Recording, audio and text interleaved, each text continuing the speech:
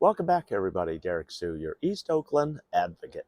Well, some of you have been asking, what's your motivation uh, with running this community food pantry? And let me tell you, there's a lot of interesting. It's multifaceted, so but the benefits lie in the community. Number one. Uh, I was approached by some uh, food distributors.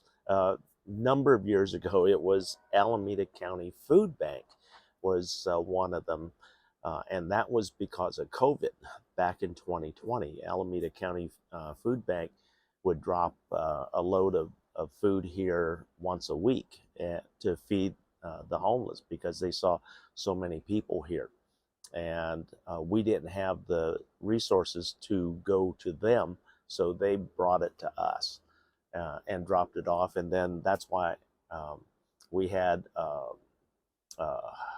donations manager, which was Jerry Haas. Jerry Haas, I was able to get into housing back in 2021. And unfortunately, she passed away in May of 2024, uh, just short of turning 60. So at least she was indoors. But my motivation, again, uh, for people like Jerry, because she had a lot of health challenges, and getting her indoors was a high priority, as uh, was a priority for a lot of folks in the encampment, because the Rangers community had a lot of older folks, and these older folks all lived here in East Oakland. Um, I myself, I was born and raised in East Oakland. When I was born, my parents lived on 64th Avenue, 2 blocks away from Frick Junior High School, and so I was I'm born, raised, and still East Oakland. Um, a lot of the people that I run into on the streets, I went to school with back in the early days, and then if not, we have some commonality that brings us together, and so um, the black uh, neighborhoods doesn't bother me. In fact, I have many African American friends across the board, whether from poor to rich, and it's interesting to see the differences politically and culturally. But anyway, my motivation again, um, it, it it started with me and grocery shopping and seeing how shortly after number 47 was in office, how prices jumped. And so it was hurting. It was hurting a lot. And then the folks that were on budgets and had children, those are the ones that really started hurting. And then out here, my fellow uh, encampment uh, partners, they were uh, well, experiencing what I call food stress. And what food stress is going without food.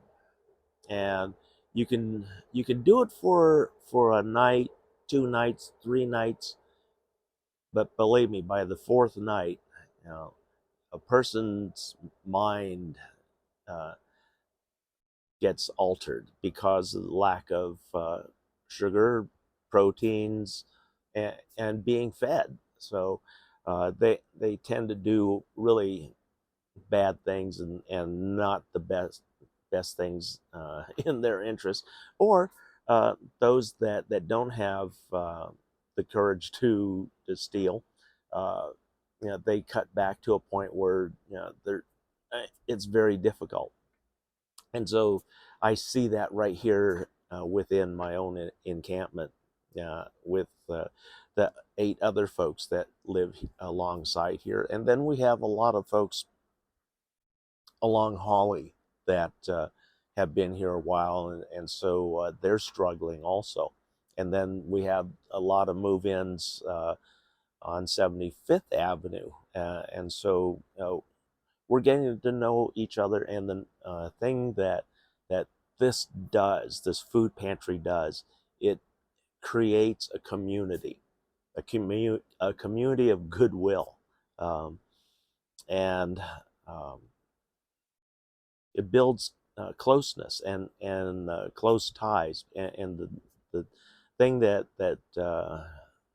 I can say is that food builds bridges.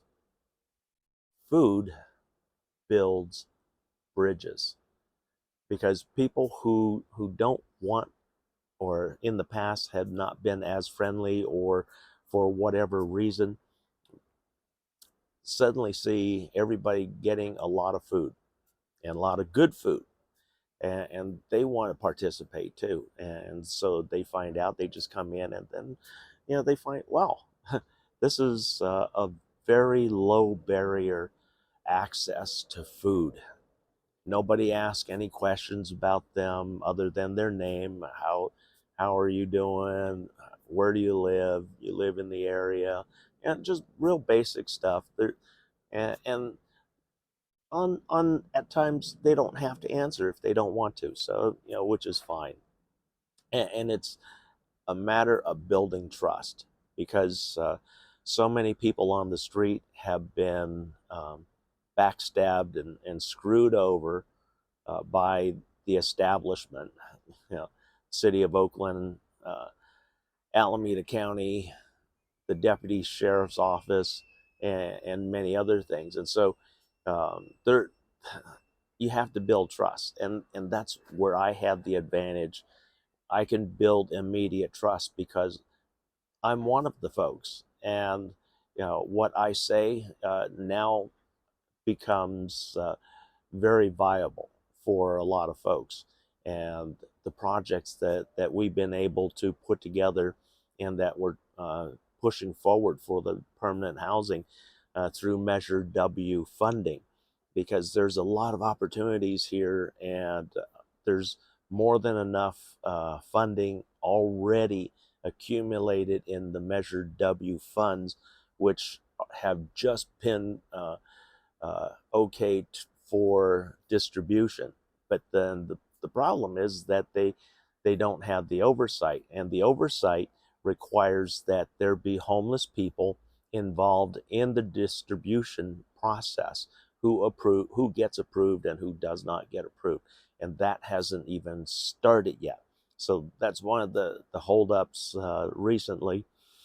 But currently, in the fund, the Measure W fund, there's $500 million that is available to acquire and build housing, permanent housing for our homeless population here in Alameda County, and that includes Oakland.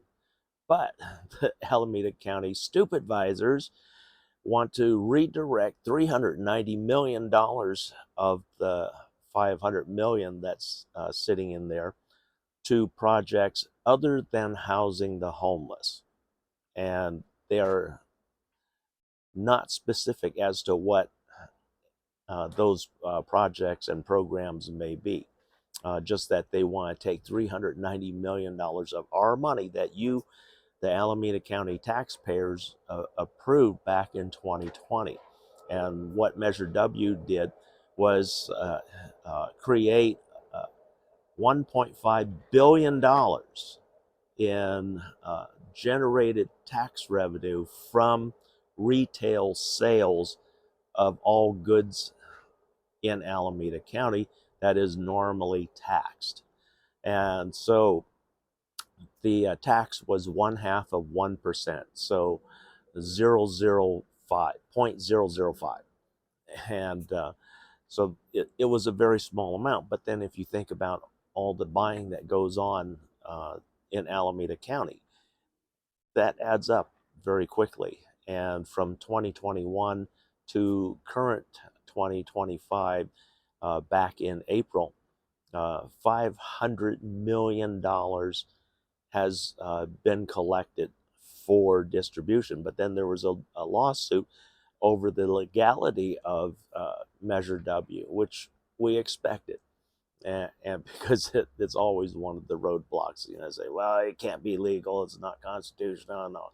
But this is a tax that the citizens, the taxpayers of Alameda County voted in a majority, I think, was it 2/3 vote?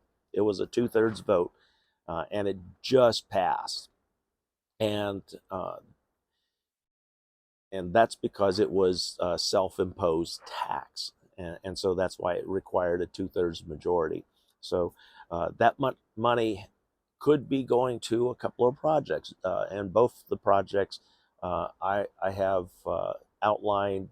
I have, and each, the smallest project will house 500 families.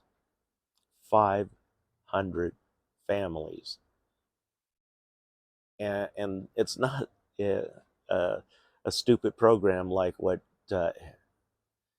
is being run in the city right now. It's the current lead housing agency is HCEB, Housing Consortium of the East Bay, and City of Oakland acquired the former Extended Stay America Hotel in Emeryville. Again, Oakland's not building and gaining housing in Oakland. They are shipping all the homeless out of Oakland. This is as close to Oakland that they've gotten in a long time. So anyway, 120 rooms, and when it was the Extended Stay America, it was they had kitchenettes in every unit.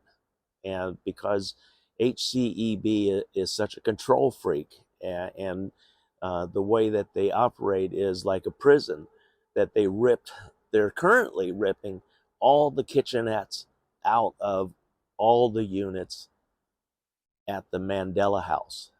Yes, the name has been changed from Extended Stay America to Mandela House.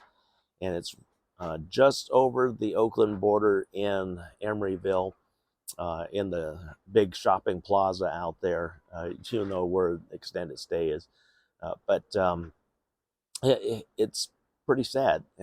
We're trying to build independence into people with their living situation. This is why, one of the main reasons why I never would go into their programs that they offered, was because I am on a very specific diet because of my health needs, and I cannot trust other people to be fixing my meals, and it's apparent that the meals are geared towards a younger person, not a person in my age with my dietary and nutritional requirements that are substantially different than those of a person who may be 30, 40, even 50 years old. And so I have to be able to control what I prepare for myself. Otherwise, what ends up happening, I gain too much weight because there's so much fat and so much salt and things like that in the food, and it's detrimental to my well-being and my health, and my long-term health. So those are some of the reasons. Anyway, getting back to the food pantry, it builds community. Food builds community. There's also it removes food stress, and the food stress is, where's my next meal coming from, and what am I going to eat? So we've dealt with food stress, so people are less prone to doing drugs, less prone to doing criminal acts or anything, even violence. And this does curb violence, and because you're not hangry anymore, and that's a real big factor in a lot of cases. Because some folks haven't eaten for a day, 2 days, even maybe 3 days, like I said. And on the fourth day, their mind is uh, acting out. And so, uh, and now we're creating community, and having the open door to the entire neighborhood, even our housed residents throughout the neighborhood, is a good thing, because now it also invites them into our world, and they get to experience our world and meet us and see us, and it's amazing. We become good friends. We become real neighbors. We become dependent upon each other's goodwill. And so it's part of community building. And that's why uh, my Rangers community free food pantry is such an important element right here for the homeless. Uh, we help uh, satisfy and take care of some of the food insecurities of our neighbors who are housed and are struggling, and even the children. We invite them because we have snacks and food specifically for school age kids down here, and the snack packs for the kids that are prepared. So uh, we have everybody in mind, and uh, on my part, uh, it helps me uh, uh, with my depression and PTSD. Uh, my depression sometimes, uh, if you sit around too long without anything to do, uh, depression can put some thoughts into your mind that start to take root, and that bad things start to happen. But with having this pantry, keeps my mind occupied with something different, but still allows me the flexibility to live out my normal or semi-normal day, and that's the difference. And also for me, I will spend less now in the grocery store. Last month, I spent nearly $600 on food for myself and my dog, and that's a substantial amount of money, no matter how you look. And that's just me. And there was not anything really big. The biggest purchase in that was a package of 2 slabs of pork ribs, and that was for the holiday that we just had, Memorial Day. And I froze that and kept it all month until the end of the month. And that was the biggest expense. And so a lot of the food donations, the pantries, I don't take very much or participate very much. My name, I do put on the list for our donors so that they can show the list of who they're feeding, how many they're feeding, and where they're feeding with those donations that they collect from the likes of Safeway, Rainbow Markets, and many other purveyors. So these are all important partnerships and inter-partnerships, because uh, those partnerships for this camp also uh, go back on Safeway, who they're supporting with their donations.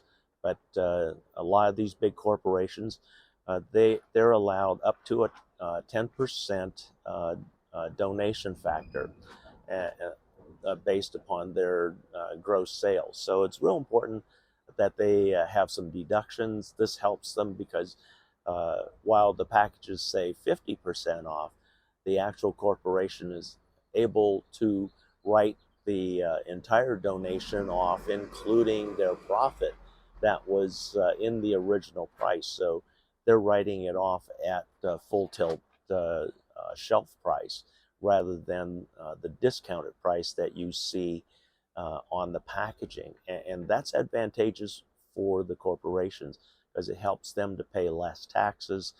And with this particular benefit, because California regulations say that the food donor, in this case Safeway or Rainbow Markets or any one of the purveyors, food purveyors, is not held liable, nor is there an ability to sue them in the event that the food was bad, because this was all donated uh, to a charity, and how the charity transports and stores and distributes is on them, and so the liability has been removed from the supplier, which is a great benefit, and they get to write it off 100%, which is good for their bottom line, and rather than throwing it in the trash and having to pay the landfill.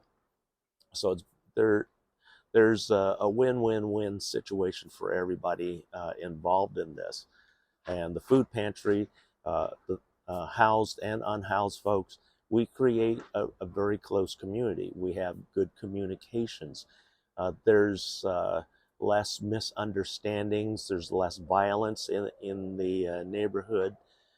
So there's a lot of benefits to running this community free food pantry, and that's what my motivation is. Uh, I don't plan on being out here real long, and I'm grooming other folks to take over uh, for the eventful time that I move into permanent housing.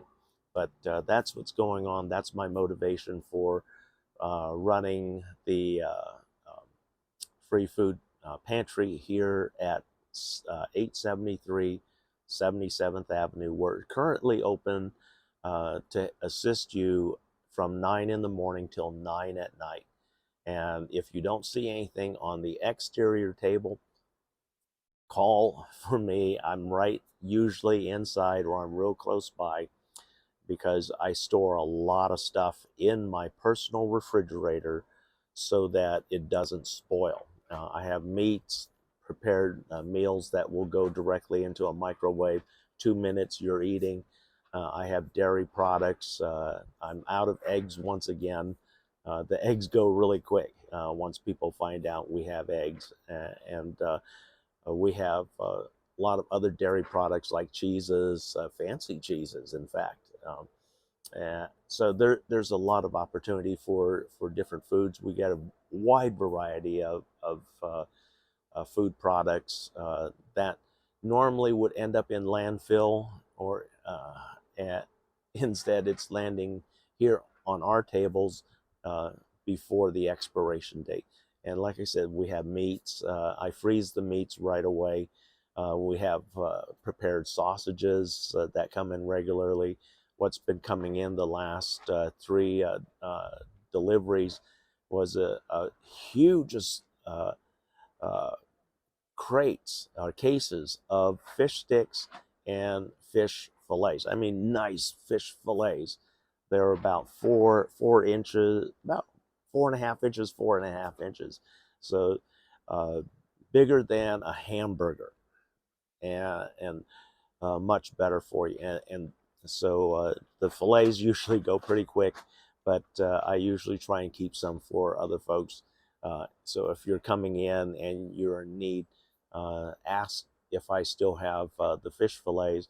I've got lots of fish sticks in the freezer, and they're pretty good. A lot of these you can put in the oven in 20-25 minutes. They're done. I deep fry mine because I just like the crunchy texture that the deep frying does, and it's a very different texture versus oven baked. So if you wanted to try something different and you like crunchy, crispy, deep frying is the way to go.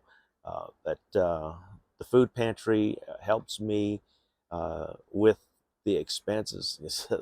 I was looking at last month, $600. That is just not sustainable long term, and prices are going up. And last month, the media was saying that the prices didn't go up very much, only 2%, 2.1% was the exact figure that I remember seeing. But still, if we're adding 2.2% to what we're already paying, that's a disaster in the making.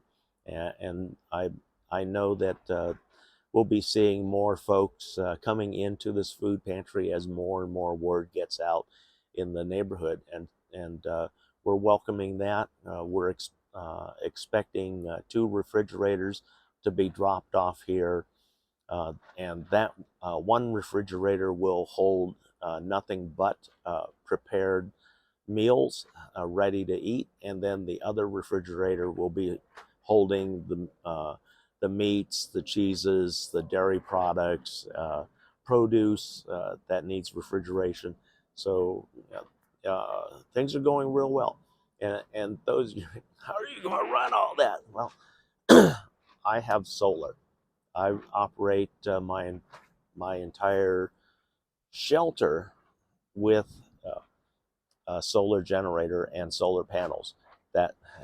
And the solar panels generate enough electricity with the solar generator to power up to 4 refrigerators.